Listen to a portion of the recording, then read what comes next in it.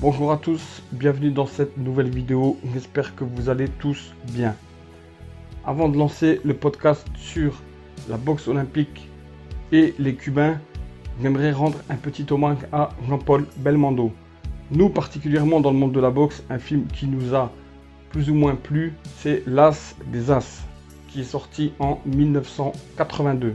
Dans ce film, on a pas mal de petites anecdotes. La première, c'est le premier film qui a été diffusé sur la chaîne payante Canal+ au mois de novembre 1984. Ensuite, au niveau de Jean-Paul Belmondo lui-même, il est entraîneur de l'équipe olympique aux Jeux Olympiques de Berlin. Donc dans le film, on a Dominique Nato qui est l'actuel président de la Fédération française de boxe. On a également Stéphane Ferrara qui a fait le film Rêve de médaille.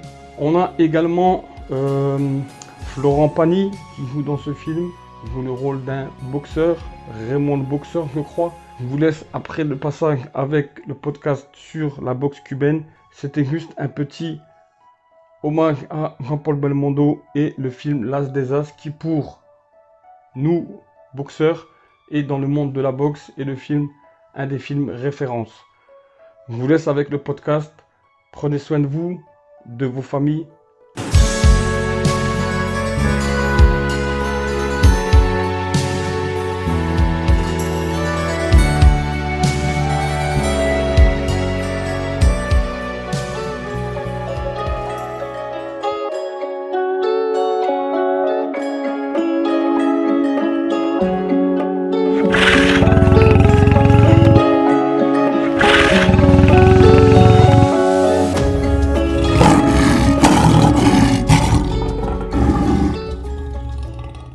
Bonjour à tous, j'espère que vous allez tous bien. Bienvenue dans ce nouveau format vidéo type podcast. Aujourd'hui, on va parler de Cuba et les Jeux Olympiques. Le podcast sera en deux parties. On fera le bilan de la domination cubaine aux Jeux Olympiques des deux dernières éditions, donc celle de Rio et celle de Tokyo. En deuxième partie, on essaiera de comprendre pourquoi Cuba domine autant la boxe olympique.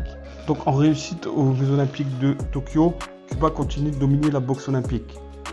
En 2016 par exemple à Rio, Cuba avait raflé 6 médailles, 3 d'or et 3 de bronze en boxe olympique, sur 17 médailles au total pour Cuba. À Tokyo, Cuba a remporté 4 médailles d'or sur 8 dans les catégories masculines. Cuba a confirmé sa nette domination sur la boxe olympique. Ont été champions olympiques Andy Cruz dans la catégorie 63 kg, Iglesias dans la catégorie 69 kg, Lopez dans la catégorie moins de 81 kg et Julio Lacruz dans la catégorie moins de 91 kg. A noter également Alvarez Lazaro en moins de 57 kg a été médaille de bronze. Donc Cuba avait présenté 7 boxeurs qualifiés pour ces Jeux Olympiques. Il faut savoir que Pero Damier a perdu en quart de finale dans la catégorie super lourd. Également Vessia Yesboni a été éliminé également en quart de finale dans la catégorie moins de 48 kg. On passe directement à la deuxième partie. Maintenant, pourquoi Cuba domine la boxe olympique? Donc on l'a vu précédemment, depuis de nombreuses années, les Cubains trustent les podiums de boxe olympique. Ils se trouvent souvent sous la plus haute marque, mais on va essayer de comprendre d'où vient cette domination. Donc Cuba, c'est une île de 11 000 habitants qui cumule à elle seule 73 médailles, 37 en or, dont 3 à Rio en 2016, dans un seul et même sport. Cette histoire est celle de Cuba et sa dévotion pour la boxe. Seuls les États-Unis, 30 fois plus peuplés, ont fait mieux au bilan des breloques. 114. Il faut savoir qu'à Cuba, le sport numéro 1, c'est le baseball. Un sport importé du temps de la domination américaine. Mais déjà, la boxe est le sport du peuple, historiquement des minorités pauvres et opprimées de l'île. La discipline renvoie alors au souvenir d'une île sous la coupe d'un géant qui veut s'affirmer et aux valeurs de lutte. Après la révolution castrite, dans les années 60, le régime développe la pratique avec un succès foudroyant dès les Jeux Olympiques de Munich en 1972. La boxe est devenue un porte-étendard et un élément de propagande. La réussite de Cuba à la boxe ne vient pas, comme d'autres, de gros moyens financiers ou structurels déployés, mais plutôt d'une authenticité et d'une immense force de travail et d'une finesse technique singulière. Par idéologie, de nombreux boxeurs cubains restent amateurs, ce qui leur permet de briller au mieux, où seuls les non-professionnels sont acceptés, ce qui n'est plus le cas depuis Tokyo 2020 où des boxeurs professionnels pouvaient participer aux Jeux Olympiques. On se souvient de la réponse de Félix Savon, triple champion olympique en 92, 96 et 2000.